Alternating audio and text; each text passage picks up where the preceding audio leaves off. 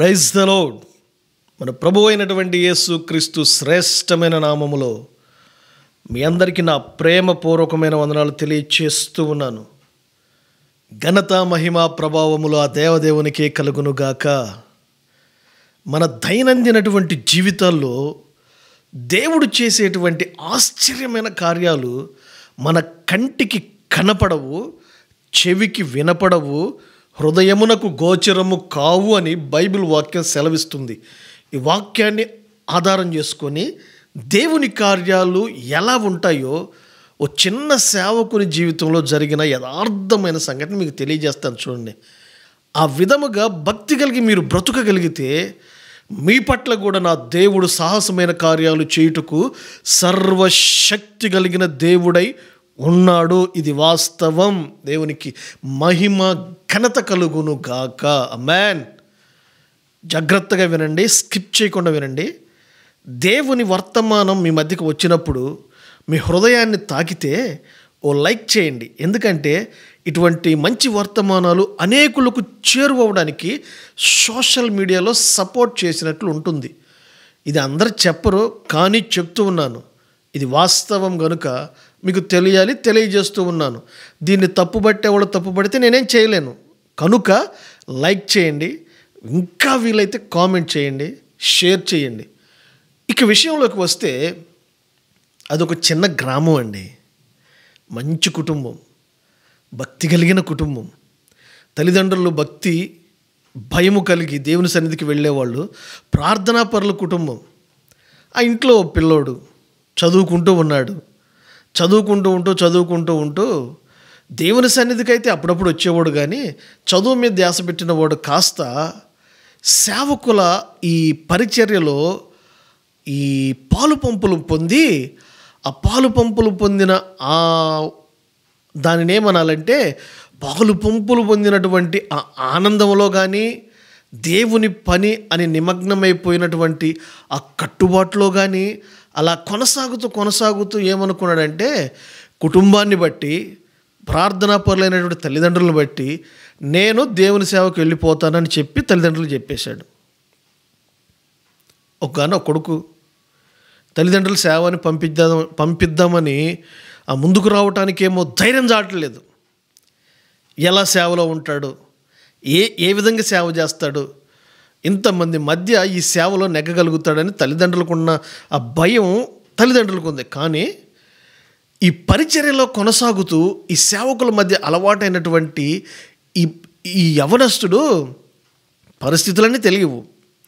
దేవుడంటే మహా అమితమైన ప్రేమ భక్తి కలిగి సేవకు వెళ్ళిపోతానని వెళ్ళిపోయాడు. అయితే సేవకు వెళ్ళిపోతానని చెప్పి తల్లిదండ్రులు ప్రార్థన చేసి సేవకుల మధ్యలో మాట్లాడి పంపించేశారండి సేవకి.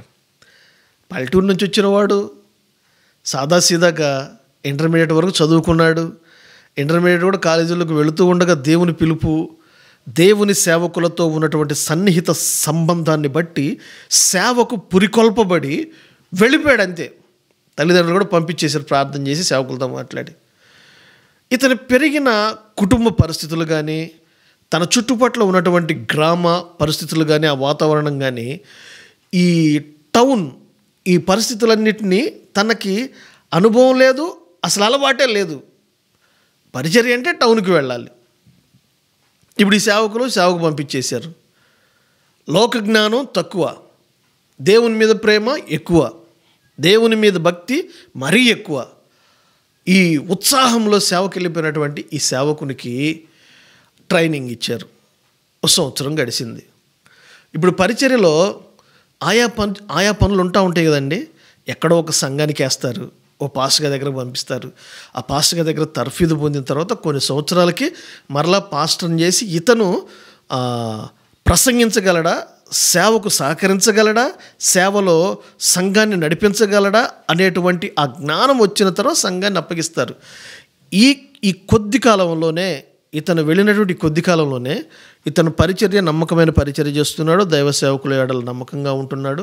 అయితే ఒక కొద్ది రోజుల్లోనే ఇతన్ని సంఘానికి పంపిద్దామని ఆలోచిస్తూ ఉండగా ఈ లోపల సేవకులు ఒక పని అప్పగించారు ఈ సేవకునికి. ఇతను బ్రదర్గా ఉంటున్నాడు, అమాయకుడు, చదువు కూడా అంతంత మాత్రమే ఉంది. ఆ దైవికమైన భయం అయితే టన్నులు టన్నులు ఉందని చెప్పొచ్చు. దైవిక భయం టన్నులు టన్నులు ఉంది. ఆ భయము, ఆ భక్తి అతను నిలబెడుతూ ఉంది. సేవలోకి వచ్చి చూసిన తరువాత సేవ అంటే పాటలు పాడి కోటాలకు వెళ్ళి ప్రసంగాలు చెప్పి మరలా కాస్త తిని పడుకొని రిలీఫ్ అయితే ఇలా ప్రశాంతంగా ఉంటుందని అనుకున్నాడు. కానీ అక్కడికి వెళ్ళిన తర్వాత ఆ శ్రమలు, శోధనలు, ఇబ్బందులు వీటన్నిటిని చూసి ఎంత కఠినంగా ఉంటుందా అని భయపడి దేవుని పట్ల అత్యాసక్తి కలిగి దేవునితో మమేకమై ప్రార్థన చేసుకుంటూ సేవకు వచ్చాను గనుక నాగటి మీద చేయి పెట్టి వెనుదిరిగి చూడకూడదనేటువంటి ఒక దృఢ సంకల్పం, దృఢ నిశ్చయముతో ముందుకు కొనసాగుతూ ఆ విధంగా తన జీవితాన్ని నడిపించుకుంటూ ఉన్నాడు. ఓ రోజు సేవకులు ఓ పెద్ద పని అప్పగించారు. ఏంటంటే ఇది 1990s అనుకోండి, 90s జరిగింది ఇది, 1990 ఆ ప్రాంతాల్లో. అప్పటికి ఈ ఫోన్ కాల్స్, ఈ మొబైల్, ఇంటర్నెట్ ద్వారా మొబైల్ వచ్చేటువంటి, ఇంటర్నెట్ అంటున్నా, సిగ్నల్స్ ద్వారా మొబైల్ పనిచేసే కాలం కాదు అది. అప్పటికి ల్యాండ్ లైన్స్, అది కూడా ఎక్కడో ఒక దగ్గర ఉంటాయి. ఒక సంఘానికి ఈ సేవకుని ద్వారా వర్తమానం పోవాలంటే మనిషి వెళ్ళి చెప్పి రావాలి. మొబైల్స్ తక్కువగా ఉన్నటువంటి రోజు ల్యాండ్ లైన్స్ కూడా విశ్వాసులకు ఎక్కడో ఒక దగ్గర మాత్రమే ఉండేవి. ఈ సేవకు వచ్చినటువంటి ఈ బ్రదర్ని ఒక సంఘానికి మీటింగుల నిమిత్తమై వాల్ పోస్టులు తీసుకుని ఆ సేవకునికి ఇచ్చిరమ్మనే పనిని అప్పగించారండి. ఏ రోజు ఇతను ట్రైన్ ఎక్కినవాడు కాదు. ట్రైను, రిజర్వేషన్లు, జనరల్ బోగీలు ఇవన్నీ ఏమీ తెలియవు ఇతనికి. పని అప్పగించారు. ఇంచుమించు 300 కిలోమీటర్ల దూరం ఉంటుంది. ట్రైన్ ఎక్కిస్తామయ్యా, తీసుకెళ్ళి సేవకునికి అప్పగించేసి వచ్చేసే, నీకు 2 ట్రైన్ టికెట్లు బుక్ చేస్తాం, ఆ 2 ట్రైన్ టికెట్లు జేబులో పెట్టుకో, నీ ఖర్చులకు కూడా ఏముండవు, నువ్వు ఎక్కడ దిగొద్దు, ఏం కొనొద్దు, నువ్వు ట్రైన్ దిగ్గానే అక్కడ సేవకులు వచ్చి నిన్ను రిసీవ్ చేసుకుంటారు. ఆ రిసీవ్ చేసుకున్న తర్వాత ఈ వాల్ పోస్టులన్నీ ఇచ్చేసి నువ్వు మరలా రావడమే, ఏమీ పని లేదు, నువ్వు ఇబ్బంది పడమాకు, భయపడమాకు, అలవాటు చేసుకో అని చెప్పి ధైర్యం చేసి నువ్వు వెళ్ళాలని చెప్పేశారు. ఈ బ్రదరు దేవుని మీద ఉన్నటువంటి భక్తి, అచంచలమైన విశ్వాసాన్ని బట్టి బయలుదేరాడండి. ప్రభువా, నీవే ఉన్నావు, ఏ పొరపాటు జరగకుండా, ఎటువంటి ఇబ్బందులు జరగకుండా వెళ్ళి పని ముగించుకొని తిరిగి వచ్చేటట్లుగా సహాయం చేయను ఆయన అని ప్రార్థన చేసుకొని బయలుదేరాడు. మొత్తానికైతే పాంప్లెట్లు, పోస్టర్లు ఇచ్చి ట్రైన్ ఎక్కించడానికి ఈ బ్రదర్కి ఒక విశ్వాసనిచ్చి రైల్వే స్టేషన్ తీసుకెళ్ళి వదిలిపెట్టారు. ఇతను హడావుడిలో ఆ బ్రదర్ దించాడు. ట్రైన్ అనౌన్స్మెంట్ వస్తుంది. ఇతను, అన్నా మీ ట్రైన్ అనౌన్స్మెంట్ వచ్చిందని విశ్వాస్ చెప్పాడు, మీరు వెళ్ళిపోండి, మరలా నేను ప్లాట్ఫామ్ టికెట్ తీసుకొని లోపలికి వచ్చేప్పటికి చాలా సమయం పట్టుద్దన్నా, మీరు వెళ్ళిపోయి ఎక్కేసేయండి ట్రైన్ అంటే, అది ఆ పలానా ప్లాట్ఫామ్ మీద ఉంటుంది, అది ఎక్కేసేయండి అని అంటే తెలియదు పాపం ఇతనికి, సేవకునికి. ఈ బరువంతా లగేజ్ అంతా వేసుకొని సివిల్ డ్రెస్సులో ఉన్నాడు. సేవకుని డ్రెస్సులో కూడా లేడు. పాస్టర్స్కు ప్రత్యేకమైన డ్రెస్ ఉంటుంది కదండి, ఆ డ్రెస్ కూడా లేదు. సివిల్ డ్రెస్సులో టీషర్ట్ వేసుకొని, ప్యాంట్ వేసుకొని హడావుడిలో ఇతను జనరల్ టికెట్ తీసుకున్నవాడు కాస్త ఆ రిజర్వేషన్ బోగిలోకి ఎక్కేసాడండి. రిజర్వేషన్ బోగిలోకి ఎక్కేసి నుంచున్నాడు. ఇతనికేమో పాపం ఇది రిజర్వేషన్ అని, అది జనరల్ బోగి అని, ఇలా ఎక్కాలి, ఇలా ఎక్కితే ఫైన్ పడుద్దని ఏమీ తెలియదు. హడావుడిలో కాస్త ఎక్కేసి ఇతను బయలుదేరి ట్రైను ఎక్కాను కదా అనే సంతోషంలో బయలుదేరింది ట్రైన్, వెళ్ళిపోతూ ఉన్నాడు. ఇతనైతే ప్రభువా నన్ను నడిపించు, ఆ ప్రాంతానికి నేను దిగ్గానే నన్ను రిసీవ్ చేసుకోవడానికి ఎవరో ఒకరు రావాలయ్యా, సేవకులు చెప్పారు నిన్ను రిసీవ్ చేసుకోవడానికి వస్తారని, వారు నేను దిగ్గానే అక్కడ కొత్త ప్రాంతంలో ఇబ్బంది పడకుండా రావాలని ఆయన అని ప్రార్థన చేసుకుంటూ ఉన్నాడు. ట్రైన్ కదులుతూ ఉంది, వెళుతూ ఉంది, కొంత దూరం వెళ్ళిపోయింది. ఇతని పరిస్థితిని గమనించండి. పెరిగింది పల్లెటూరు, తిరిగింది పల్లెటూరులోనే. ఆ పరిస్థితుల్లో, ఆ కాలంలో ఆ గ్రామాల్లో ఉన్న పరిస్థితులు ఎలా ఉన్నాయి? లోకజ్ఞానం తక్కువ.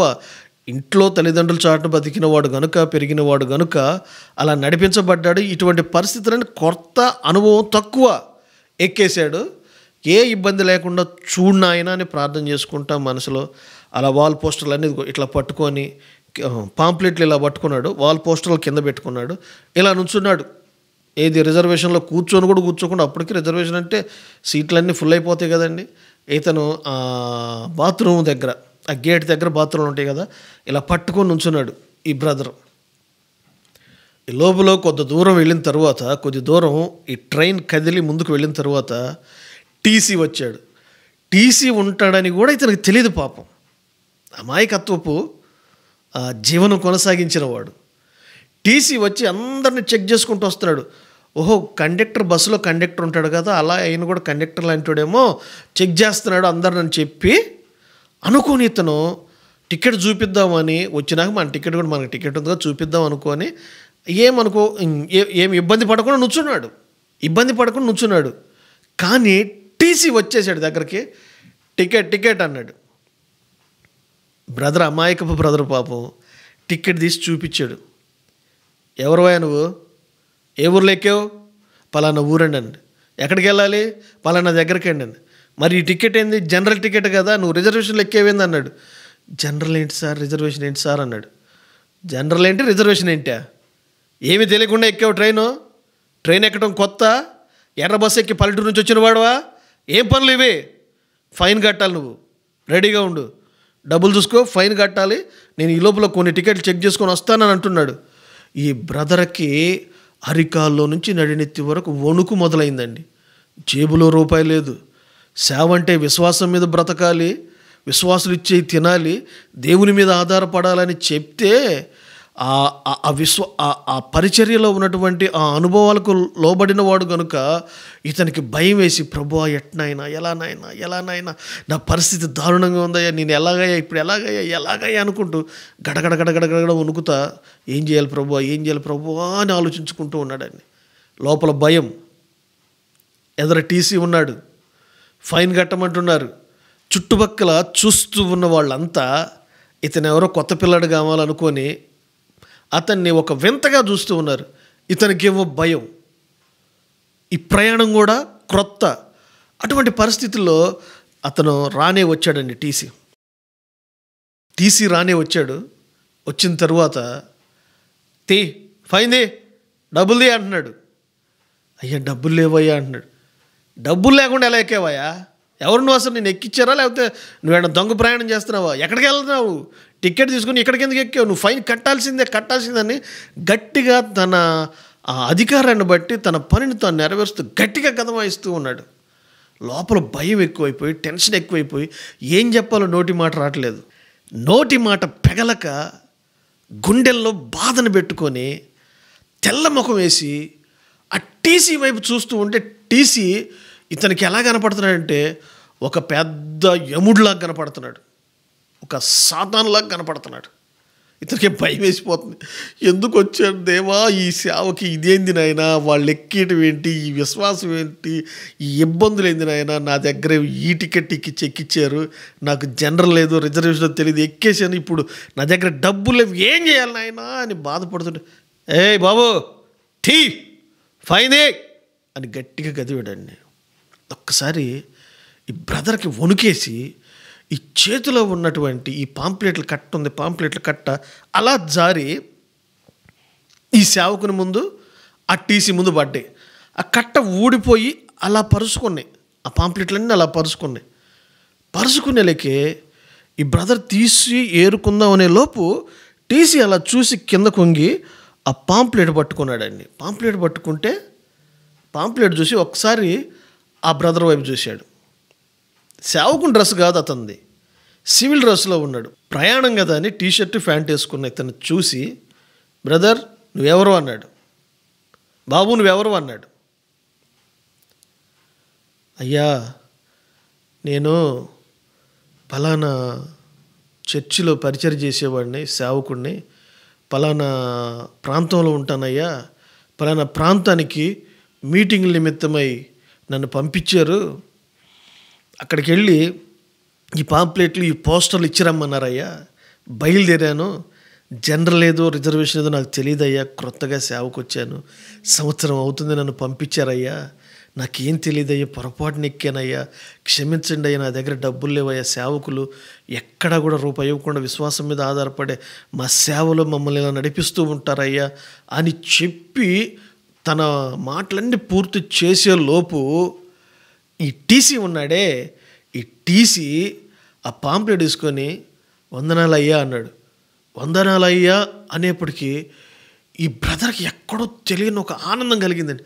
వందనాలు అంటున్నారు ఏంటయ్యా, మీరు ఎవరు అని అడిగితే, అయ్యా మీరు సేవ చేస్తున్నారు ఈ చర్చి, వీటి బ్రాంచీల్లో ఒక సంఘానికి చెందినటువంటి విశ్వాసిని నేను, నన్ను క్షమించండి అని అతని చేతులు పట్టుకొని సారి అడిగాడండి. దేవునికి మహిమ కలుగునుగాక. హల్లెలూయా.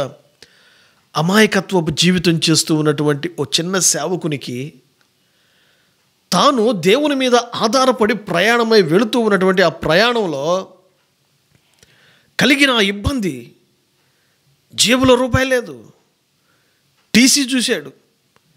ఏం జరుగుద్దు అనుకుంటున్న పరిస్థితుల్లో ఈ పాంప్లెట్లు కాస్త కింద పడేప్పటికీ ఈ టీసీ ఇది తీసుకొని, నేను మీ సంఘ విశ్వాసినయ్యా, మీరు వెళ్ళండి, మీ ఫైన్ నేనే కట్టి, తన ధర్మాన్ని తాను నెరవేర్చి మీ ఫైన్ నేనే కట్టి, మీ టికెట్కి ఎక్స్ట్రా డబ్బులు అవుతాయి, అవి నేనే చెల్లిస్తానయ్యా, నన్ను క్షమించండి, ఏమనుకోవద్దు. నా డ్యూటీ ప్రకారం మీరెవరో తెలియక నేను అలా గట్టిగా గదవాయించి అడిగాను, ఏమనుకోమాకండి, మా గురించి ప్రార్థన చేయండి. మీరు పరిచర్య చేసేటువంటి మెయిన్ సెంటర్ ఉందే, ఈ సెంటర్కి సంబంధించినటువంటి బ్రాంచ్ సంఘాల్లో నేను ఒక విశ్వాసినయ్యా, నేను ఉద్యోగస్తునిగా నా ధర్మం ప్రకారం మిమ్మల్ని అడిగాను, ఏమనుకోమాకండి, క్షమించండి, ఒకసారి మీ ప్రయాణాన్ని మీరు కొనసాగించండి, ఆ స్టేషన్లో నేనే దిగబెడతాను, మీరు దిగుదురుగానే ఇబ్బంది పడమాకండి అని చెప్పి తనని జాగ్రత్తగా తన దిగేటువంటి ఆ స్టేషన్ వచ్చే వరకు తీసుకొని అతన్ని దించేసాడండి. అప్పుడు ఆ చిన్న సేవకుడు దేవుడు చేసే సహాయం అనేది ఎలా ఉంటుందో కన్నులారా అనుభవపూర్వకముగా చూసి ఉన్నాడు. వాక్యంలో వ్రాయబడిన మాట ఏంటంటే, ఆయన చేసే ఆశ్చర్యమైన కార్యాలు కంటికి కనబడవు, చెవికి వినబడవు, హృదయానికి గోచరము కావు. 1990వ సంవత్సరంలో ఇది జరిగింది. ఇది ఇప్పుడు ఆలోచిస్తే చాలా తేలికగా ఇది కూడా ఒక కార్యమైన దేవుడు చేసే పనేనా అని ఒక చిన్న చూపుగా చూడొచ్చు అందరూ. కానీ సాహసోపేతమైన కార్యాలు చేసి రాజుల్ని రాజ్యాల్ని జయింపజేసిన దేవుడు సామాన్య మానవుల పట్ల చేసేవి కూడా కంటికి కనబడవు, చెవికి వినబడవు. దానికి సాక్ష్యం ఈ సేవకుడే. దేవుని ప్రజలారా, ఒక్కసారి ఆలోచించండి. బ్రతుకుటైతే క్రీస్తు, చావైతే మేలని ఆ వాక్యాన్ని వ్రాయించి మాట్లాడిన పౌలు గారి జీవితంలో ఆయనే చెబుతూ ఉన్నాడు, ఎన్నో ఆశ్చర్యమైన కార్యాలు దేవుడు నా పక్కన నిలిచి నన్ను బలపరిచి శత్రువులు ఎందరినో నిర్మూలన చేశాడు, మంచి పోరాటం పోరాడాను తిమోతి అని చెబుతూ ఉన్నాడు. తిమోతికి రాస్తూ ఎలా ఆయన ప్రక్కన నిలిచి బలపరిచి ఎందుకు ఇలా ఆయన్ని నడిపించాడంటే, యథార్థమైన మనస్సాక్షి, యథార్థమైన భక్తి, దేవుని యందలి అచంచలమైన విశ్వాసముతో కొనసాగింపబడినటువంటి సేవకుడితను. సేవకుడు కనుకనే ధైర్యముగా తోటి సేవకునికి ఉత్తరం రాస్తూ, నా ప్రక్కన నిలిచి దేవుడు నన్ను బలపరిచాను అని చెబుతూ ఉన్నాడు. సామాన్యమైన కుటుంబంలో పుట్టినటువంటి ఈ చిన్నపాటి సేవకుడు అదే ప్రయాణం చేస్తూ ఆ భయంతో వణికిపోతున్న సందర్భంలో దేవుడు ఆశ్చర్యమైన కార్యము జరిపించి తన పట్ల నేను ఉన్నాను, ఇదిగో నేను నీ ప్రక్కన నిలిచి ఉన్నాను అనేటువంటి ఆ అద్భుతమైన కార్యం చేయటం ఆశ్చర్యం కాదంటారా?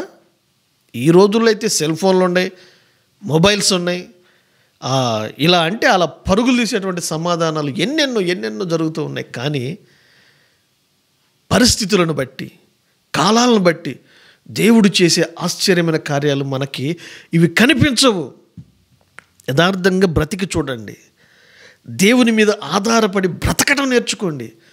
దేవునితో అంటుకట్టబడినటువంటి జీవితాన్ని చేయడానికి మీరు ముందుకు రండి. ఆశ్చర్యమైన కార్యాలు చేయటానికి ఆనాడు ఉన్న దేవుడే ఈనాడు ఉన్నాడు. చేయుటకు ఆయన దక్షిణ హస్తం కొరచ కాలేదు. ఆశ్చర్యమైన కార్యములు చేయగలిగిన వాడు, నేనున్నానని వెన్ను తట్టి నడిపించగలిగిన దేవుడు. భక్తి చేయుట నీ వలనైతే, భయము భక్తి కలిగినటువంటి జీవితం కొనసాగించేటువంటి ఆ ఉన్నతమైన మార్గంలో నడవడం నీ వలనైతే, ఇదిగో నేనున్నాను నీ ప్రక్కన నిలిచి నిన్ను బలపరుస్తానని ఆనాడు పౌలుతో నడిచిన దేవుడు నీతో కూడా నడుచుటకు ఆయన నీకు సమీపస్థుడై ఉన్నాడు. నా దేవుని ప్రజలారా, చిన్న చిన్న చిన్న చిన్న ఇటువంటి సంఘటనల ద్వారా మన విశ్వాసం మెరుగుపరచబడాలి. మన విశ్వాసం దేవునితో బలోపేతం కావాలి. దేవునితో ముడివేసుకుని అంటుకట్టబడేటువంటి ఆ మార్గాల్లో మరి ఎక్కువగా మున్ముందుకు నడిచేటట్లుగా మనం ఆ విధముగా నడుచుకోవాలి.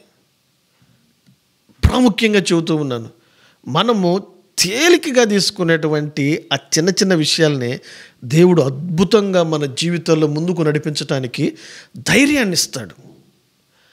అది నీవు గమనించి బ్రతకాలి. అప్పుడు సాహసోపేతమైన కార్యాలు అంతకు మించి చేయడానికి కూడా దేవుడు వెనుకాడండి. ఇలాంటి కార్యాలు మీ జీవితాల్లో చూడాలి అని అంటే మనుషుల మీద ఆధారపడకుండా దేవుని మీద ఆధారపడి బ్రతికేటువంటి జీవితం చేసి చూడండి. నిశ్చయముగా మిమ్మల్ని అందరిని ఆశీర్వదించి బలపరుస్తాడు నా దేవుడు. అటువంటి కార్యాలు మీ జీవితంలో, మీ పిల్లల జీవితాల్లో నెరవేర్చి మిమ్మల్ని బలపరిచి నడిపించును గాక. ఈ వాక్యము విన్న మీరు దీవించబడుదురు గాక. నిశ్చయముగా నా దేవుడు మిమ్మల్ని అందరినీ ఆశీర్వదించి బలపరిచి నడిపించి దీవించును గాక. ఆమేన్. హల్లెలూయా.